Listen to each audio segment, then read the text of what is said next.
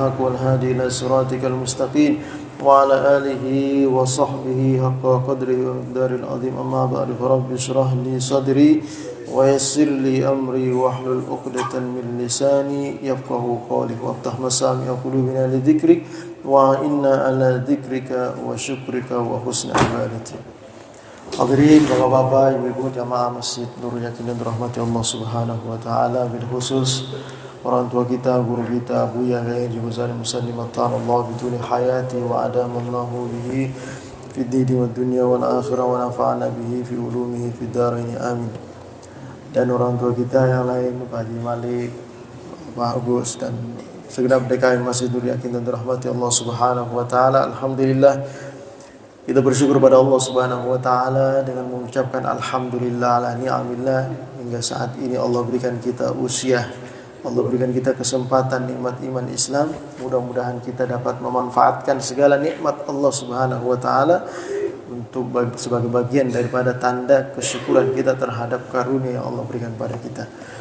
Bapak dan Ibu sekalian yang dirahmati Allah, melanjutkan kajian kita masih dalam kitab Arba'in Hadisan fi Fadailil Quran yang disusun oleh Al-Habib Al-Allama Abi Abdurrahman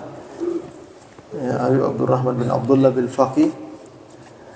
Kita masuk pada pembahasan hadis yang ketiga. Ini hadisnya, ini kumpulan kitabnya, 40 hadis utama, tetapi nanti ada beberapa bagian-bagian hadis yang mendukung daripada setiap hadis-hadis yang disampaikan pada tiap babnya. Qala al-muallif rahimahullahu taala al-hadisus salis, hadis yang ketiga. An Abdullah bin Amr ibn al-As radhiyallahu taala anhuma qala qala Rasulullah sallallahu alaihi wa alihi wa sahbihi wa sallam man qara'a al-Qur'ana thumma ra'a anna ahadan walakin ya'fu wa yasfah li izzatil Qur'an. Bapak Ibu hadirin yang dirahmati Allah Subhanahu wa taala, hadis yang ketiga yang diriwayatkan oleh Abdullah bin Amr ibn As. Abdullah bin Amr bin As, termasuk bagian daripada sahabat-sahabat yang disebut dengan Al-Abadilah. Ada beberapa sahabat yang namanya disebut dengan Abdullah bin Umar, Abdullah bin As. Ini Abdullah bin Amr ibn As, Abdullah bin Mas'ud. Banyak sahabat yang namanya Abdullah. Kalau kita di Betawi, kalau orang namanya Abdullah banyak, ada yang dipanggilnya Adul, ada yang namanya Abdur, gitu. Macam-macam lah gitu. Bedainnya gitu, panggilannya doang bedainnya. Nah, beliau meriwayatkan dari baginda Nabi besar kita Muhammad sallallahu alaihi wasallam, beliau mengatakan bahwa dulu Rasulullah sallallahu alaihi wasallam pernah berkata, "Man qara'al Qur'an," barang siapa yang diberikan nikmat oleh Allah mampu baca Quran, membaca Al-Quran. Summa ra'a, kemudian dia melihat, anna ahadan, bahwa ada satu orang, ada seseorang, utiya afdala mimma utiya, yang diberikan Allah sesuatu yang lebih mulia dari apa yang Allah berikan kepadanya dengan kemampuan mampu membaca Quran. Jadi dia diberikan nikmat oleh Allah, bisa baca Quran, bisa menghafalkan Quran. Lalu dia melihat orang lain, dia kok enak banget. Setelah itu dia dapat nikmat, anggaplah misalnya di antaranya, itu umum apa saja. Dia melihat orang lain itu sehingga dia merasa iri, yang menyebabkan dia ini berprasangka buruk kepada Allah Subhanahu wa taala. Kok kenapa saya yang baca Quran malah sengsara, sedangkan dia tidak baca Quran tapi dia lebih bagus. Menganggap sesuatu yang diberikan Allah kepada orang lain, dan orang lain maksudnya tidak baca Quran juga, kecuali dia baca Quran juga, beda jadinya, sama aja. Ini maksudnya dia tidak baca Quran, lalu dia menganggap dia itu mendapatkan kemuliaan berbeda dengan kemuliaan yang diberikan pada dirinya. Iri dia. Faqad istasghara mimma 'azzamahu Allah, maka dia telah menganggap rendah, menganggap kecil apa yang telah diagungkan oleh Allah yang diberikan kepada dirinya. Ya. Kita bersyukur kepada Allah kalau kita ini mampu membaca Quran dan juga bisa rutin baca Quran. Apalagi ya, kita bisa hafal Quran. Ya. Kita bisa mentadabburkan Quran. Itu karunia yang luar biasa besar yang Allah berikan kepada kita. Lalu kita beranggapan, saya ini sudah hafal Quran, sudah ikut tadabbur Quran, tapi masih begini-begini aja. Dia itu nggak ikut tadabbur Quran, nggak ikut kajian Quran, tapi dia malah lebih bagus. Dia menganggap ya bahwa dirinya yang sudah diberikan karunia Allah mampu membaca Quran, mentadabburkan Quran, bahkan bisa menghafal Quran, lebih rendah daripada orang yang tidak pernah baca Quran, tidak menghafal Quran, apalagi mentadabburkan, membaca aja enggak.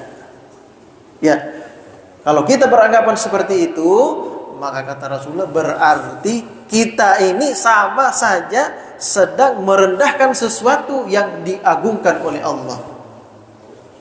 Pak, kalau kita mampu baca Quran, itu karunia yang luar biasa besar. Hadis pertama yang kita baca sebelumnya, ya, barang siapa yang mampu membaca, ya, ini jangankan membaca dulu dah, enggak usah membaca dulu dah, ya. Barang siapa yang mendengarkan Al-Quran satu ayat saja, ya, walimustami ayatin min kitabillah khairum min sabil dhahab, ya. Orang yang mendengarkan orang lain baca Quran, dengerin doang nih, belum baca, ya, dengerin doang. Kita nggak mampu baca dengan baik kan? Jadi kita nyender aja udah di dinding masjid dengerin orang baca Quran, dengerin doang, ya.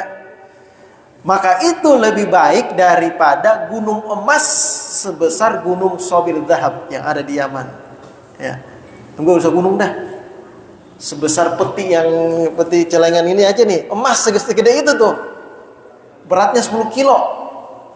Buntung nggak kita, Pak? Yang segitu tuh masih kalah kemuliaannya, ya. Apalagi segunung emas aja masih kalah kemuliaannya. Maksudnya lebih mulia mendengarkan satu ayat Quran dibanding itu. Apalagi ya kita diberikan kemampuan bisa baca Quran. Ya, Allah katakan, Rasulullah mengatakan pada hadis yang pertama yang sebelumnya kita kaji, ya. Watali ayatil Quran, dan orang yang membaca dan mengamalkan ayat-ayat Al-Quran min kitabillah khairun lahu mimma tahta adimis sama, itu lebih baik daripada apa yang berada di langit, di bawah langit ini. Apa yang ada di bawah langit? Di bumi ini. Apa isi bumi ini? Ada emas, ada berlian, berbagai macam perhiasan dunia. Itu kalah kebaikannya dibandingkan dengan membaca satu ayat Quran. Membaca satu ayat doang nih. Apalagi baca surah Yasin, berapa ayat itu surah Yasin? Ya. Tiap subuh lagi baca surah Yasin. Ya Allah, kemuliaannya luar biasa itu. Kita baca surah Yasin tiap subuh. Jangan iri kalau ada orang mendapatkan nikmat dunia yang berlebih daripada kita. Jangan iri. Justru kita iri kalau kita nggak ikut baca Yasin. Justru aku ikut baca Yasin, saya kagak ikut baca Yasin. Nah itu baru iri itu. Ya.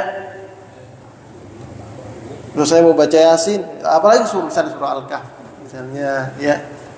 Dia baca Quran, kita nggak ikut baca Quran.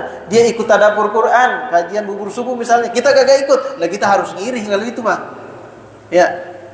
Itu harus ngiri. Tapi kalau misalnya urusan dunia, misalnya Gojek misalnya nih, Gojek ikut kajian Quran sini misalnya, temannya udah narik duluan, terus dia ngiri, aduh dia udah narik, saya masih ngaji aja ini. Jangan ngiri, ya. Ini nih yang dimaksud daripada hadis tadi, ya.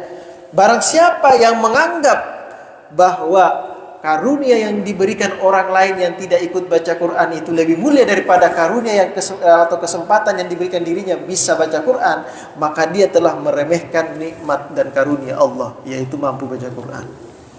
Ya. Karena kemampuan baca Quran itu tidak semua orang, Pak. Kesempatan bisa baca Quran itu tidak semua orang. Ya. Ada orang lancar baca Quran, tapi baca Qurannya aja jarang banget. Mentang-mentang udah lancar baca Quran, udah malas banget baca Quran. Ya, ada orang baca Quran terbata-bata, tapi kepengen banget bisa baca Quran. Dia berusaha tiap hari dia baca Quran dia. Itu lebih mulia. Karena kemampuan atau keinginan kita untuk mau baca Quran itu adalah kesempatan yang Allah berikan kepada seseorang tersebut untuk bisa berkomunikasi langsung dengan Allah. Ya. Bisa mendengarkan langsung kalamullah. Al-Quran ini kan kalamullah, Pak. Ya. Siapa yang mampu membaca, berarti Allah kasih dia kesempatan, kan begitu.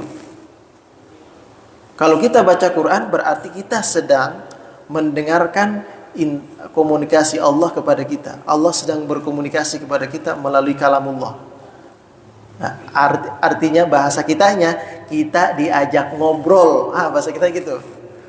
Kita diajak ngobrol sama Allah melalui apa? Melalui Quran. Lalu kita diberikan kesempatan bisa baca Quran, artinya kita diinginkan Allah diajak ngobrol. Kita ini seakan-akan dipanggil buat ngobrol. Kan gitu. Coba deh Pak. Bapak dipanggil Pak Prabowo diajak ngobrol. Girang nggak kira-kira? Saya dipanggil presiden ini, diajak ngobrol tadi saya panggil presiden. Girang nggak? Girang. Gubernur Pak Prabowo, ya kan? Tadi saya ketemu Pak Anies tadi, ngobrol saya sama Pak Anies sambil ngopi. Senang banget saya bisa ngobrol sama Pak Anies. Masa ngobrol, bahasa kasarnya ini ya, ngobrol dengan Allah. Artinya Allah berbicara dengan kita melalui Quran, masa kita gak girang? Ya. Masa kita nggak girang? Nah, ketika kita diberikan kemampuan bisa baca Quran, itu artinya Allah sedang ingin berbicara kepada kita. Masa kita nggak mau? Kan gitu ya logikanya. Ya. Nah, itulah kenapa orang yang menganggap rendah, menganggap yang lain itu yang tidak baca Quran itu lebih mulia daripada yang baca Quran, itulah dianggap sebagai mengecilkan atau merendahkan karunia Allah. Kenapa? Karena begitu mulianya karunia Allah Subhanahu wa taala. Ya. Rawahu At-Tabarani, ini hadis yang diriwayatkan oleh Imam At-Tabarani. Dan ini juga diriwayatkan oleh disebutkan oleh Imam Al-Bukhari dalam Tarikhul Kabir, ya, Imam Al-Bukhari. Nah, hadis pendukung, hadisul bab. Ini saya katakan tadi, ya, ada satu hadis pokok, nanti ada hadis pendukungnya. Ya, beberapa hadis yang semakna, satu makna dengan makna tujuan daripada hadis yang pertama, tapi ada tambahan sedikit. Ya. Wa rawahul Khatib aidan bi lafdhihi. Hadis ini juga sama diriwayatkan oleh Al-Khatib dengan lafaz bi lafdhi man qara al-Qur'an, barang siapa yang mampu baca Quran, membaca Al-Qur'an. Fara'a anna min khalqillahi ahadan.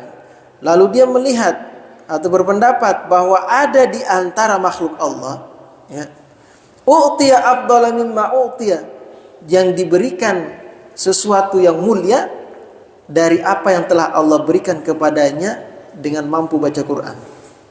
Ya. Faqad saghara ma 'azzamahullah, maka sungguh dia mengecilkan, menganggap kecil apa yang diagungkan oleh Allah.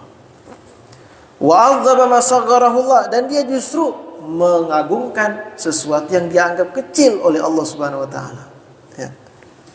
La yanbaghi li hamilil Quran, tidaklah pantas bagi orang yang menghafal Quran, mengkaji Quran, ikut tadabbur Quran, ya, apalagi membaca dan mengamalkan Al-Quran, tidaklah pantas ayyahidda fima yahidda, bahwa dia mencela pada apa yang sebenarnya dia cela, wa yajhala fi man yajhal, dan dia menganggap bodoh, ya, sesuatu yang dianggap bodoh.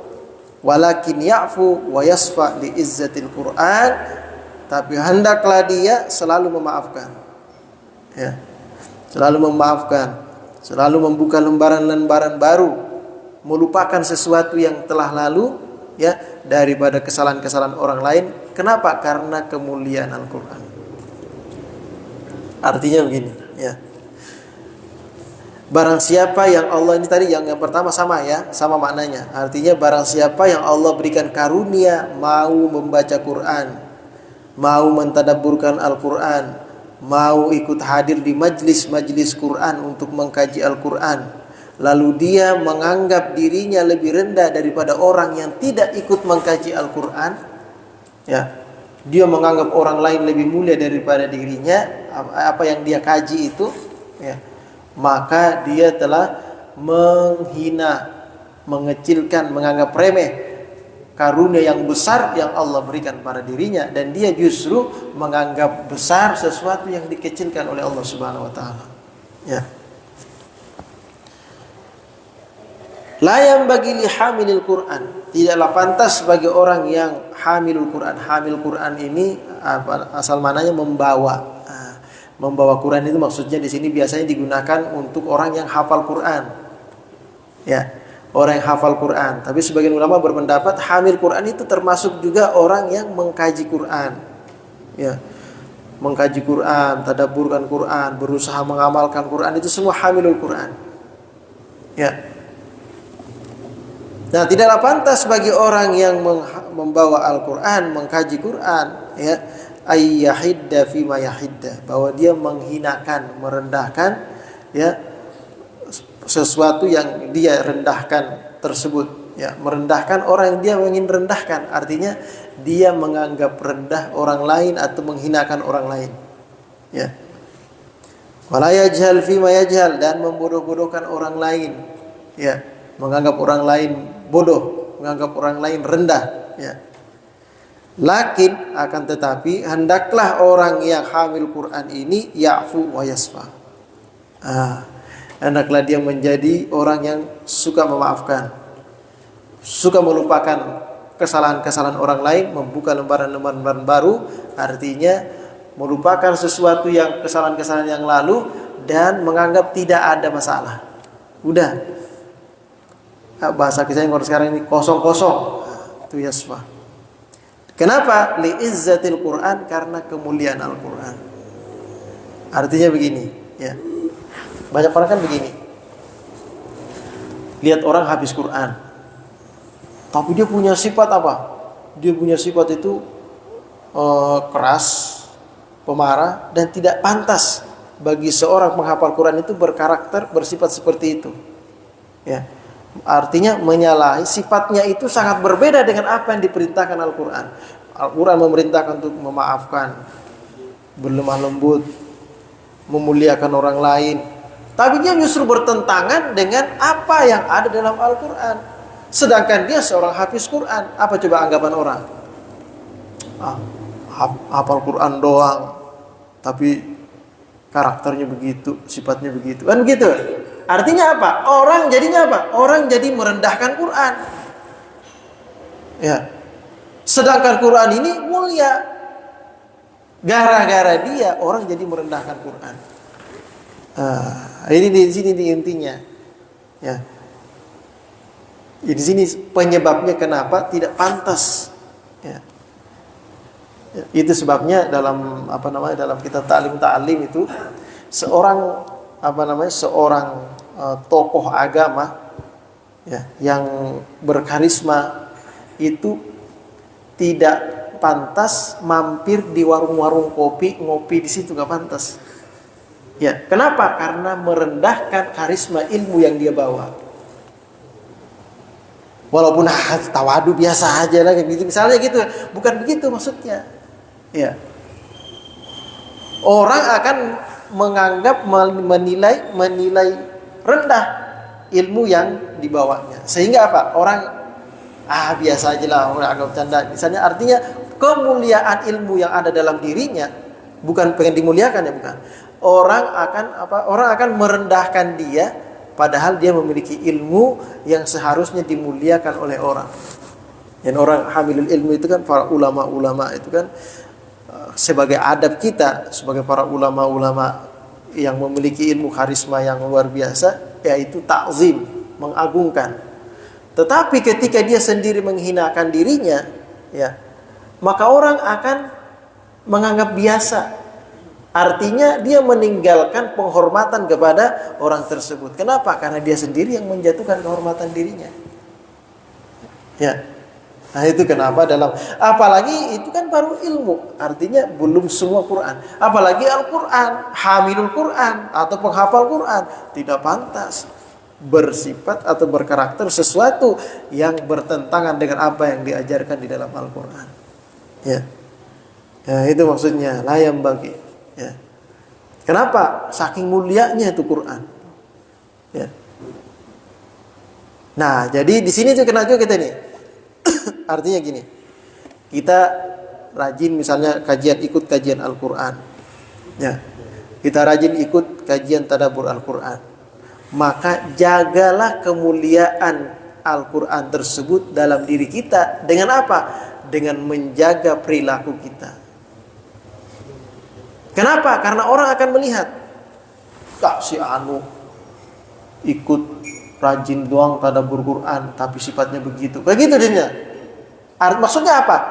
Maksudnya tersirat di sana dari ucapannya itu, nggak usahlah ikut tadabbur Quran kalau sifatnya begitu. Artinya begitu ya. Pahamannya nanti begitu.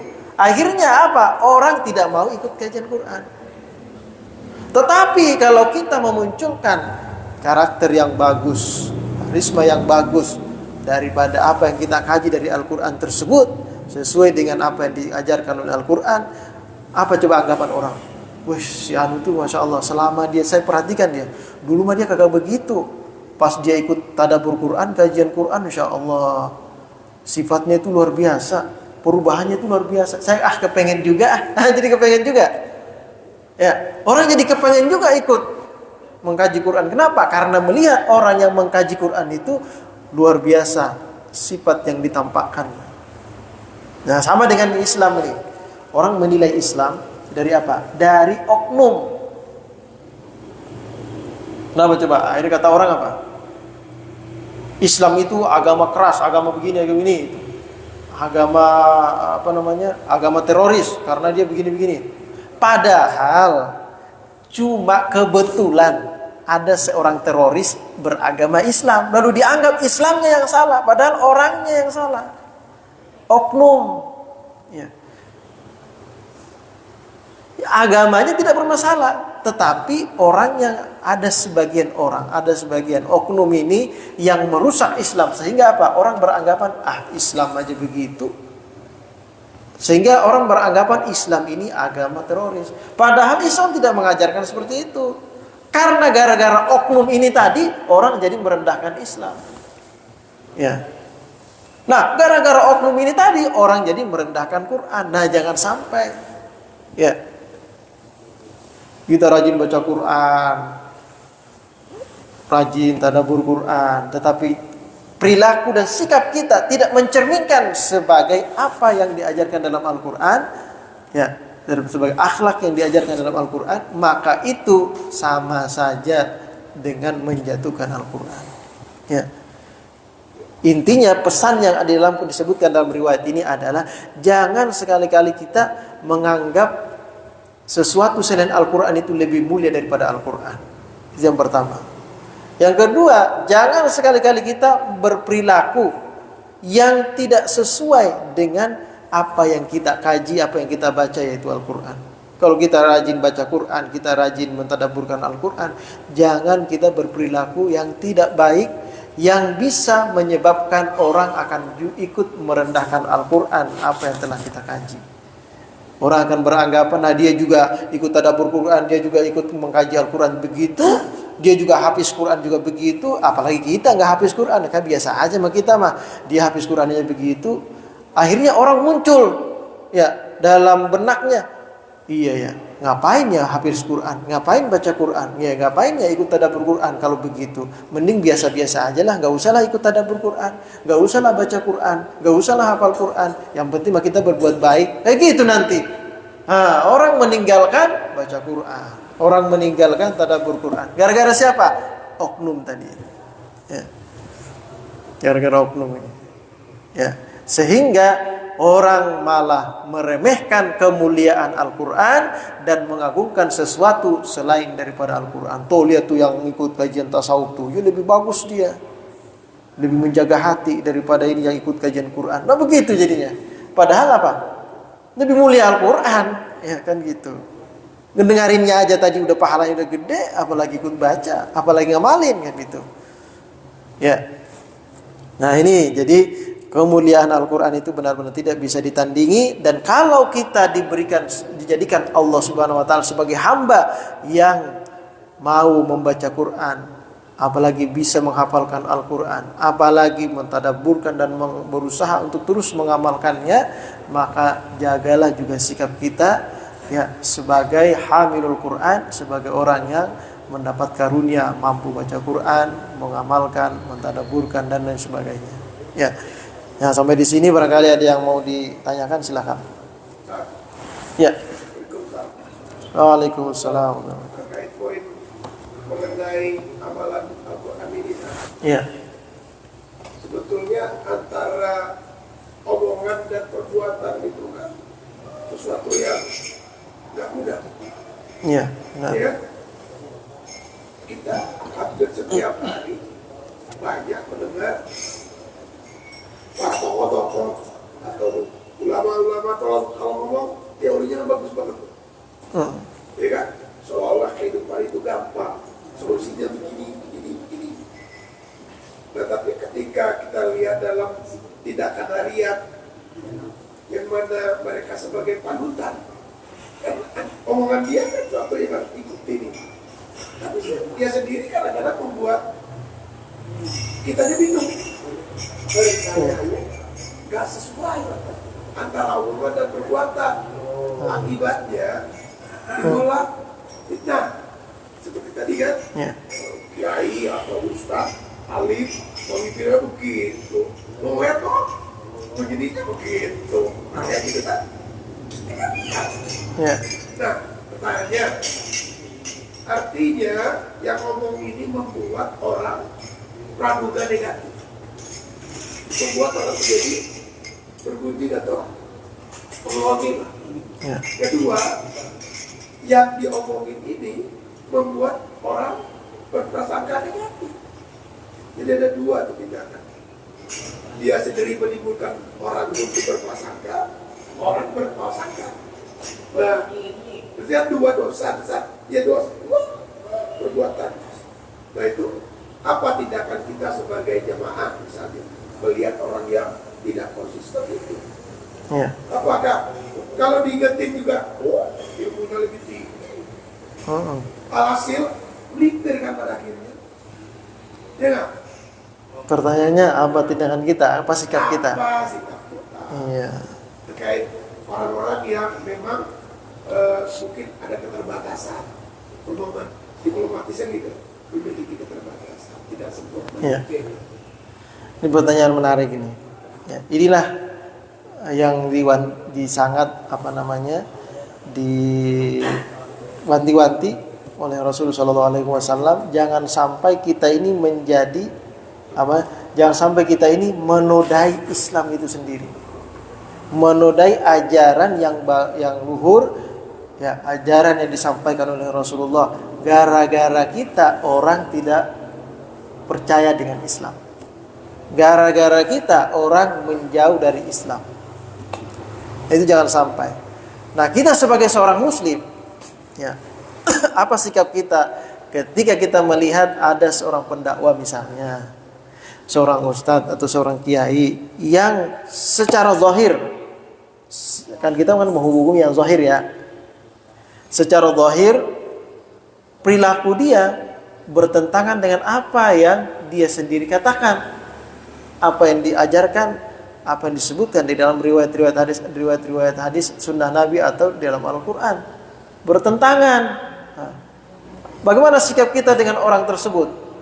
Ya, kalau dia melakukan sesuatu yang bertentangan, satu, ya, Al-Quran membimbing kita ketika kita melihat sesuatu yang tidak baik, wajar, atau mendengarkan sesuatu berita yang tidak layak, tidak baik dari seseorang, maka apa yang harus kita lakukan?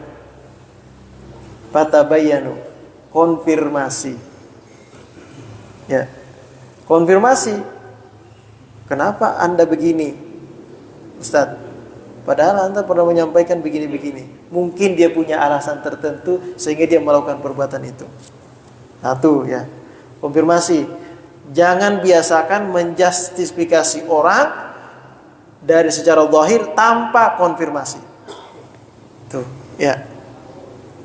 Satu ya.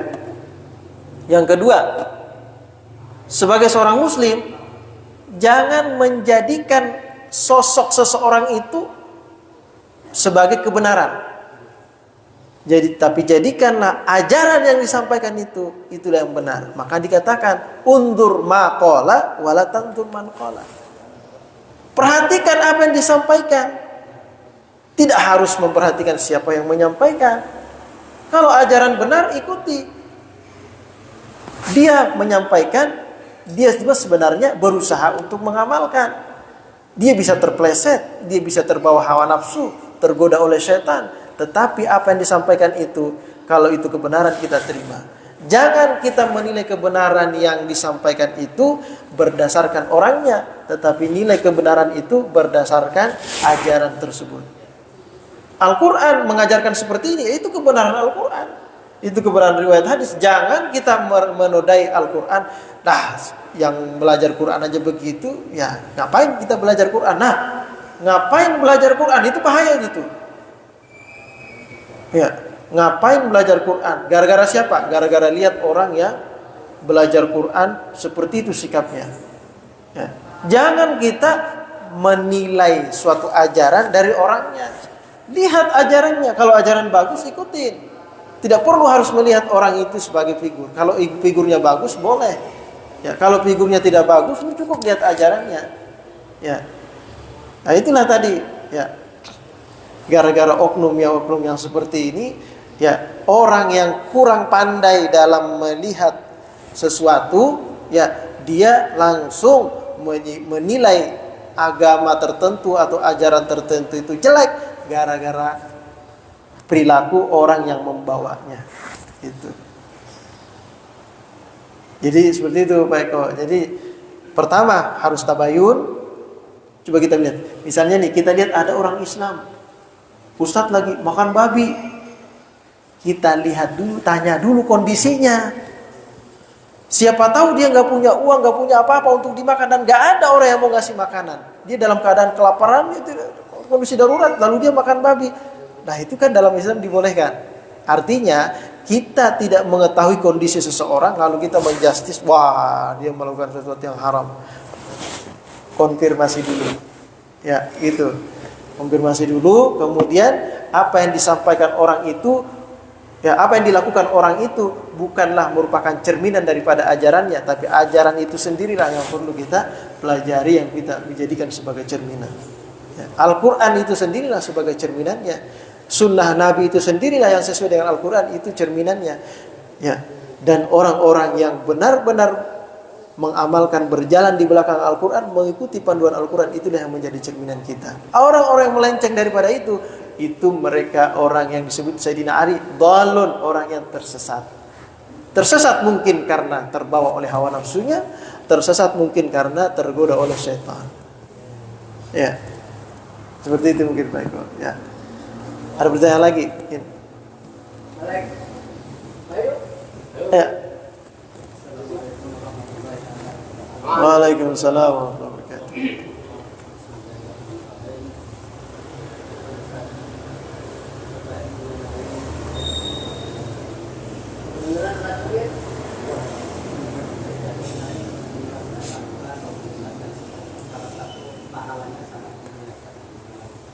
Ya.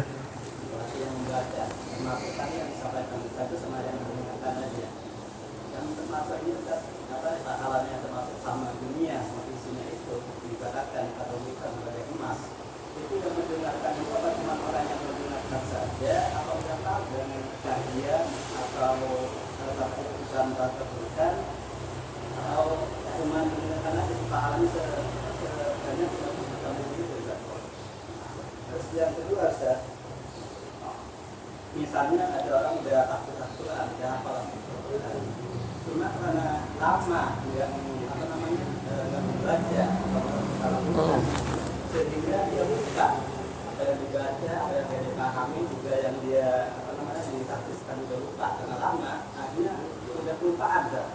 Kalau semacam itu dia berdosa atau bagaimana Ustaz kalau mungkin kelupaan itu? Sedangkan kalau kita itu kalau tapi lakukan harusnya kan harus ini Ustaz, harus diingetin terus, harus tahan, nggak boleh lupa. Apa benar bagi orang yang sudah lupa itu? Ya. Termasuk yang awal sudah paham itu. Lama-lama kan mungkin karena lupa atau lama-lama karena lupa nggak membaca. Ya, pertanyaannya apakah berdosa gitu ya? Pertanyaan itu dosa apa enggak? Kalau semacam kelupaan, berarti yang baca Al-Quran itu. Ya. Yang pertama tadi ya pahala orang yang membaca Al-Quran. Ya. Bagaimana dengan orang yang mendengarkan Al-Quran tetapi dia tidak paham? Ya, tadi ya, nanti ini perhatikan ini. Ini ada dalam pembahasan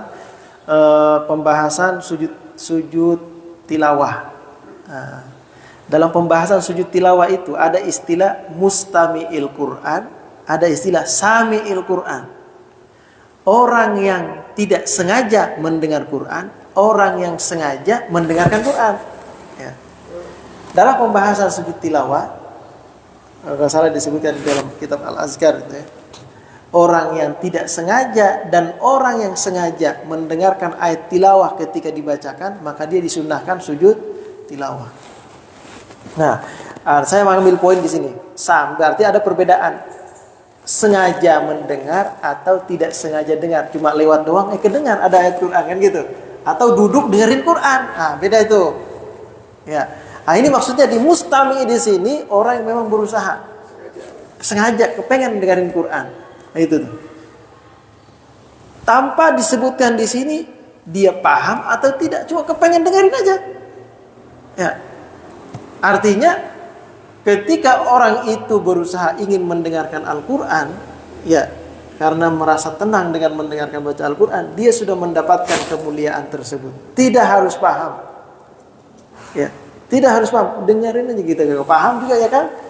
Kita dengerin Bang Pepen di sini setiap habis maghrib sampai isya, dengerin gua kagak ikut baca ya dengerin aja udah, duduk di sini sambil zikir, dengerin baca Quran. Kayak gitu. Udah dapat pahala tuh. Paham enggak? Enggak paham, dapat pahala sudah. Dapat kemuliaan berdasarkan baca di sini. Karena tidak disyaratkan harus paham. Ya. Kalau secara logika, ini namanya kias aulawi namanya. Kalau mendengarkan Quran tanpa paham saja sudah diberi nilai pahala Allah dengan besar, apalagi mendengarkan dengan paham. Waduh, itu lebih besar ya enggak, Pak? Ini kias aulawi nih. Yang enggak paham aja dapat pahala banyak, apalagi yang paham, kan begitu logikanya. Ya. Nah, kalau kita paham ayatnya, waduh lebih gede. Ya, lebih gede pahalanya. Ya, yang enggak paham aja bisa besar pahalanya. Begitu. Ya. Benar, tambah aneh. Kita kan cuma kadang-kadang ini cuma mau bener doang. Banyak manusia tidak mau ngamalin. Ya. Buktinya nih, maghrib, saudara dan pulang, baca Quran, pulang. Ya. Artinya apa? Yang didengar oleh dari gurunya, dia tidak mau ngamalin tuh. Nah, tapi dengar doang. Udah dengar. Kan ini kata al-ilmu bila amal saja tidak sama. Orang yang dengerin ilmunya doang nggak diamalin, seperti pohon ngomong doang, buahnya nggak ada. Misalnya sekarang nih, Eko datang ke kampung ya. Ini begitu hati dibaca ini, kata Eko, artinya, wah kalau gitu, bukan mau baca Quran. Nah, itu ngamalin namanya. Tapi kalau kita itu cuma dengar doang, pulang besok itu lagi berarti kayak pohon umum doang, buahnya nggak ada. Nah, itu dia. Makasih. Ya, ini tadi. Mulai besok maghrib baca Quran dan pulang. Yang tidak punya kesibukan, artinya kesibukan yang mengharuskan dia pulang, ya tinggallah di sini baca Quran. Baca Quran. Ya. Yang dimaksud mendengar itu live apa bisa dari media lain. Jadi maksud mendengar yang dalam makna kajian ini. Live atau kajian lain. Nah, wallahu a'lam gitu Mas. Ya. Yang jelas di sini mendengar. Mendengar itu berarti ada suara. Ada suara orang yang membaca. Ya. Suara orang yang membaca ini baik secara langsung ataupun melalui media-media lain itu tidak dibahas. Artinya intinya mendengar. Berarti tidak ada kait yang lain mengharuskan dari mulut dia kita dengar langsung ya atau melalui media. Tapi mungkin beginilah. Saya bilang kalau ente Eko lagi jalan di masjid ada baca Quran kan? Ya, Eko dengar. Menurut saya dia nggak berpahala. Kenapa kalau dia dengar memang sengaja, begitu nikmatnya, ya mendengarkan orang lagi ngaji dia duduk, itu namanya mendengarkan. Tapi dia nggak baca, dengerin nggak berpahala. Tapi kalau Eko lagi jalan-jalan, di jalanan, orang baca Quran, ya mendengar, tapi dia tidak punya ada hati ini. Saya rasa pikiran saya, dia tidak berpahala yang berpahala kalau memang tergantung niatnya dia. Sengaja mendengarkan, ingin mendengarkan. Ingin mendengarkan Al-Quran. Itu intinya itu. Mau live atau ini langsung itu tidak jadi urusan. Yang penting ingin mendengarkan bacaan Al-Quran. Ya. Dan mendengarkan melalui MP3, handphone atau media-media lain itu tidak mengurangi kemuliaan Al-Quran. Ya. Tidak mengurangi kemuliaan Al-Quran. Ya. Tetap Al-Quran itu mulia dan mendengarkan juga tetap mendapatkan kemuliaan. Seperti itu. Nah, berterkait dengan orang yang kesempatan ya, terkait dengan kesempatan bisa atau tidak kita ikut serta dalam halaqah-halaqah Al-Quran, itu lebih baik lagi jika tidak ada urusan lain, misalnya mengajar di tempat lain ataupun ada urusan yang penting yang harus kita laksanakan sedang ditunggu atau lain sebagainya. Ya, kalau tidak ada urusan seperti itu, alangkah baiknya kita ikut di halaqah-halaqah Al-Quran. Ya, itu pahalanya sangat besar sekali. Ya, kembali tadi Pak siapa? Bang Alek. Ya. Nah jadi tadi paham tidak paham dapat kemuliaan. Itu tidak disyaratkan. Yang penting memang ingin mendengarkan ayat Quran. Ya, satu. Yang kedua tadi. Nah, hafal Al-Quran lalu lupa. Ya. Dia hafal Quran lalu lupa. Apakah dia berdosa? Nah, ini ada riwayatnya, ada riwayat hadisnya bahwa orang yang menghafal Quran dan dia melupakan ayat-ayat yang dihafal, maka dia berdosa. Dan ini dijadikan alasan untuk orang, kamu jangan berani-berani hafal Quran kalau nggak di murojaah, nanti berdosa. Akhirnya, takut berdosa. Daripada saya berdosa, saya nggak usah hafal Quran. Akhirnya orang semakin menjauh daripada Al-Quran. Sama dengan ucapan, kamu jangan kaji Quran kalau kamu nggak punya ilmunya. Ya, nggak boleh itu kaji Quran kalau nggak ada ilmunya.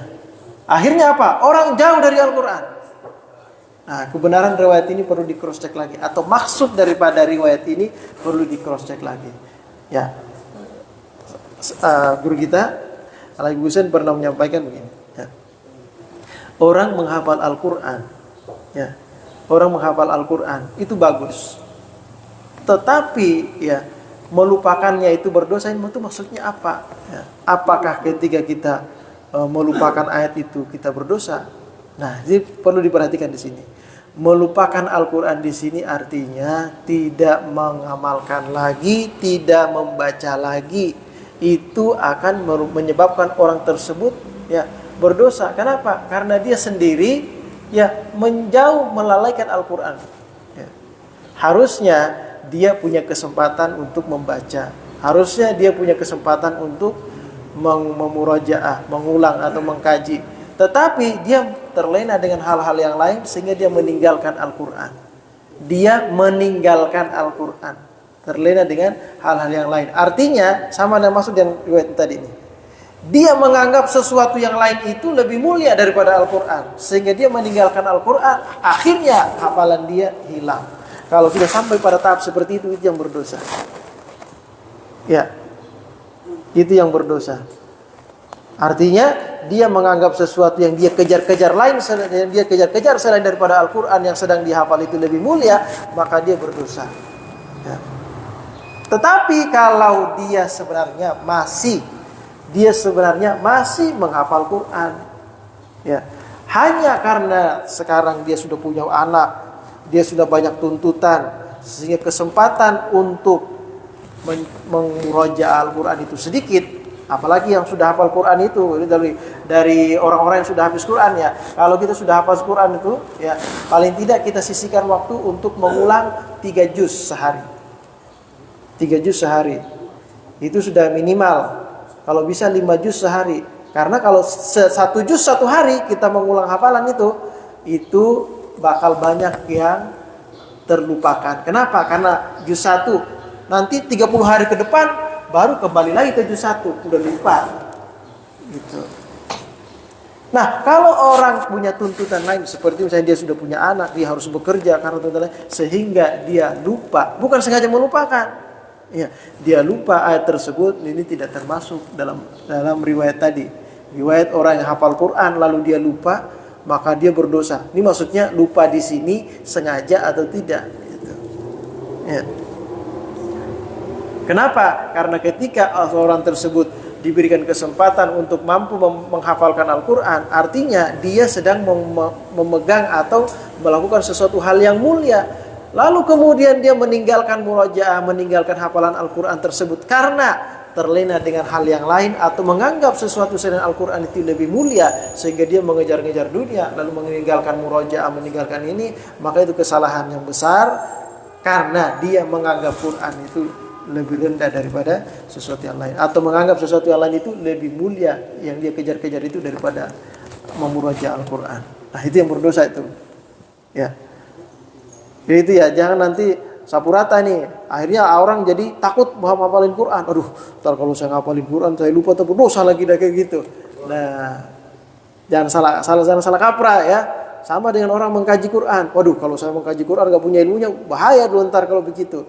Enggak, itu maksudnya kalau mengkaji ayat-ayat hukum baru dapat sedikit langsung ikut-ikut. Wah, ini berarti hukumnya haram nih. Ini berarti hukumnya ini nih.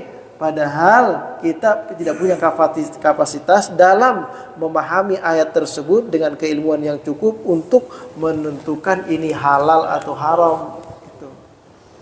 Kecuali ayat-ayat yang muhkamat yang sudah jelas bahwa itu haram, baru kita katakan haram. Ya, kalau itu belum terlalu jelas, ayat mutasyabih yang perlu pembanding dengan ayat-ayat yang lain, ya perlu kajian khusus. Jangan kita langsung ceroboh mengatakan ini haram, itu halal. Ya, harus punya ilmunya. Ini yang maksudnya hati-hati mengkaji Quran dalam bagian hukum. Tapi bagian yang lain ya tidak ada larangan. Ya, 6.600 ayat Al-Quran lebih, ya hanya 500 yang berkenaan dengan hukum. Yang 6.000-nya kapan kita bacanya untuk kita tadabburkan? Nah, itu. Ya, iya, kurang seperti itu ya. Ya. Terkait mengenai pemahaman khusus itu dalam perspektif Islam itu atau salah itu bagaimana? Apakah kalian dengan pahamannya, dengan pemahamannya, dengan kata dia paham apa arti dari bacaan Al-Quran sehingga dia membawa kekhusyukan. Karena dengan khusyuk itu seperti dengan sapi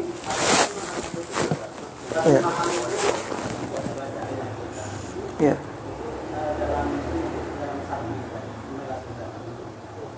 Ya. Seperti apa sebenarnya khusyuk? Apa maksudnya khusyuk baca Quran? Khusyuk baca Quran apa khusyuk salat?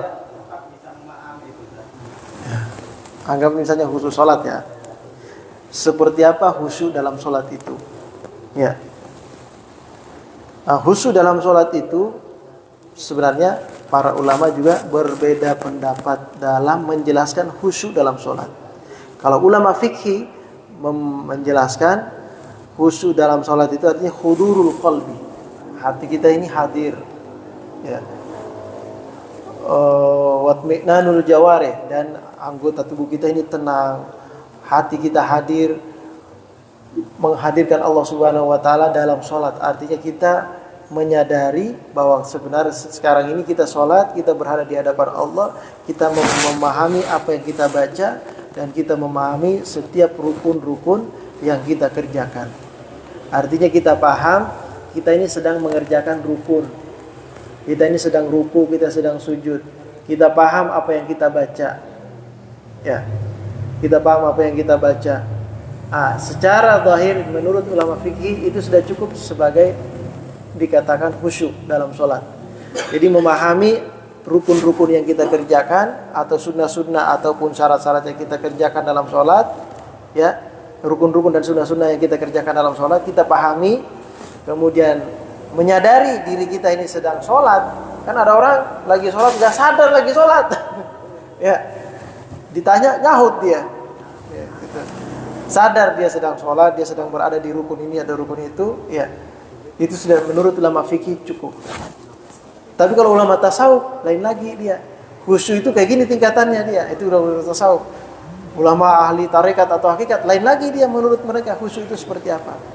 Nah, intinya adalah menurut ulama fikih yang kita ini sudah untuk kalangan orang awam, ya, khusyuk itu bagi kita sadar kita sedang melakukan rukun ini, rukun itu, sadar kita sedang ruku, sadar kita sedang sujud, ya. Kemudian sadar kita sedang sholat, sadar dengan apa yang kita baca, itu sudah bagian daripada khusyuk.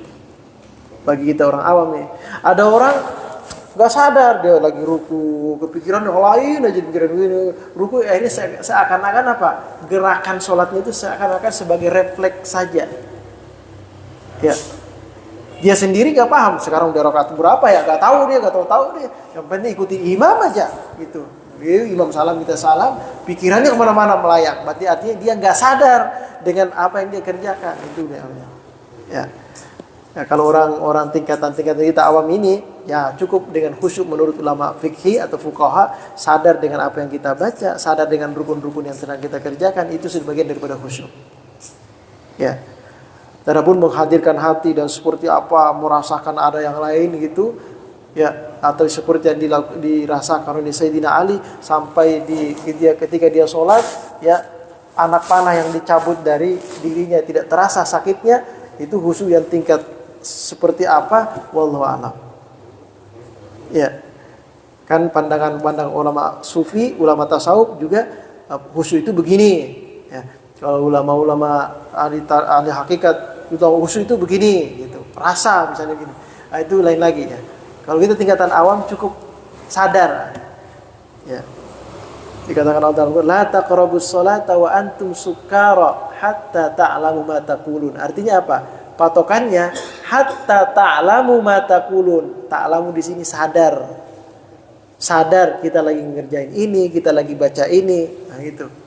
Sadar aja udah. Itu sudah cukup sebagai bagian daripada khusyuk. Bagi kita orang awam ini, ya. Adapun merasakan sesuatu yang luar biasa, nikmat yang luar biasa ketika sholat, itu tingkatan yang lain, itu menurut ulama-ulama sufi dan lain sebagainya. Ya. Kurang seperti itu ya Pak Alek. Ya. Cukup kira-kira ya. Kita mudah-mudahan bermanfaat. Ya, intinya adalah mari sama-sama kita mengagungkan Al-Quran. Ya, kalau ada kesempatan ikut baca Al-Quran, bacalah Al-Quran. Ataupun kita lagi malas baca Al-Quran karena keterbatasan kita nggak terlalu lancar, udah dengerin aja udah, dengerin Al-Quran. Atau kita nggak bisa juga, ya udah ikuti halaqah saja, halaqah Quran yang diadakan di sini di masjid. Ya, habis maghrib kalau kita tidak punya kesempatan, kalau kita tidak punya kesibukan yang lain, ya mengharuskan kita keluar. Kalau kecuali kalau kita punya anak di rumah. Kita punya anak di rumah yang kita harus pulang ke rumah untuk mengajari dia Al-Quran, itu nggak apa-apa. Kan ngajar Quran juga. Ya, saya juga biasanya, anak saya udah pada gede juga, saya harus ngajarin Quran. Saya ngajarin orang Quran di rumah, tapi anak saya sendiri nggak saya ajarin. Dan kesempatan saya ngajar Quran itu ya habis maghrib isya saya pulang, habis itu ngajar Quran. Ya, anak. Kalau kita punya anak, ya bagusnya kita sendiri yang ngajarin Quran kalau kita bisa baca Quran. Ya, tapi kalau kita pulang untuk sesuatu yang lain selain daripada Quran, nah mending duduk di sini dah baca Quran. Ya, apalagi pulang cuma ngobrol doang, ngopi di sini aja dulu dah baca Quran. Ya, mudah-mudahan banyak keberkahan yang kita raih. Dan keberkahan itu ingat bukan untuk kita sendiri, tapi itu akan kembali kepada anak keturunan kita. Ya, kembali kepada urusan rezeki kita sendiri. Ya. Al-hadini wa qulina tusawwi ila hadratin Nabi Al-Fatihah. A'udzu billahi minasyaitonir rajim. Bismillahirrahmanirrahim. Alhamdulillahi rabbil alamin arrahmanir rahim maliki yaumiddin. Iyyaka na'budu wa iyyaka nasta'in ihdinas siratal mustaqim siratal ladzina an'amta 'alaihim ghairil maghdubi 'alaihim waladdallin. Amin. Bismillahirrahmanirrahim. Alhamdulillah. Sallallahu alaihi wa sallam ala ajma'in.